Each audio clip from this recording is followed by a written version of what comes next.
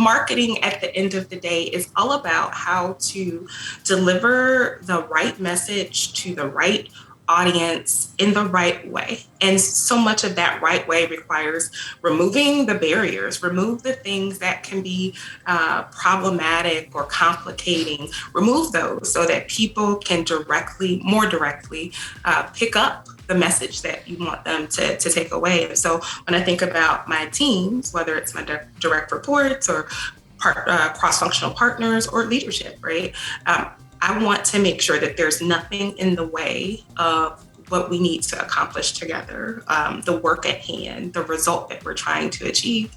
And quite honestly, there are many things that can get in the way. And so to the extent that knowing that your partner cares, to the extent that, listen, there's something that's happening within the organization or a dynamic that I could potentially help you to, work through or game plan or potentially even remove for you from my seat, let's talk about it. Right? So much we hold inside, and sometimes it just requires a conversation, right?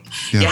You have to speak up, you have to make it known. And there will be plenty that isn't for me to do or solve, but for the things where I can help a bit, I'm more than willing.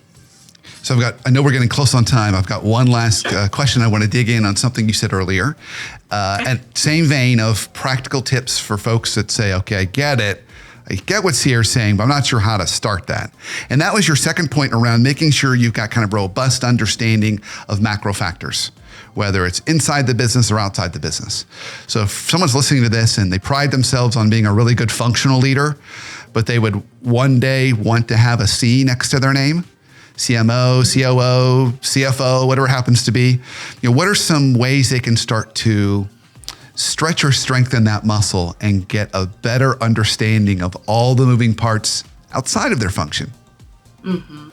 I believe deeply in the power of a one-on-one or a good old-fashioned lunch. I intentionally set time throughout the month, whether it's every other week, once a month, with cross-functional partners that do things that are very different from what I do day to day. But I make a point of creating space for those conversations because it helps me to learn, right? See what's on their mind, what's timely, what's important for them in this particular moment within the work that we're doing.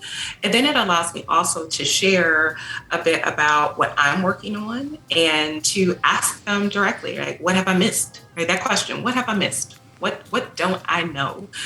What gives you pause about what I've shared? Are there things that you fundamentally disagree with, and why? So being able to ask those questions to let people know that it is okay, right? To bring in that alternative view, that dissenting view. Like, I encourage it. I want people, other partners, other functions to help me to make my idea better, or my recommendation stronger, or hell, even change courses, right? Because there may be something very material that I just don't know or haven't seen or heard from my seat. So those just standing times for connecting and sharing, and being able to do the same in reverse, right? So tell me what you're working on. Is there something that I can help with? Or I'm happy to lay eyes on that. Shoot it to me. I'm happy to send you my feedback, right? I find that helps to build stronger bridges. It also helps to allow for when there's something that you run across that you need some help with or need perspective, you know where to go in the organization. And you already have a rapport such that, oh, well, Ciare has a question. I'm happy to help her, happy to help her work through it or refine it. So I do think that is one very useful way, is just creating that space and building that relationship more authentically and organically over time. And then, like I said, a good old fashioned lunch, right? Sometimes you need to get away from the space, right? Yeah. Go sit down, have a meal, have a coffee. And I'll say I was out of practice on some of that because with COVID and staying away from everybody. But I am getting back into that, and it's so refreshing. Like, oh, this is what we used to do, right? We used to spend time together. We used to go to a happy hour here and there. And so I do find that those creating those forums for just the engagement, the interaction, those really help.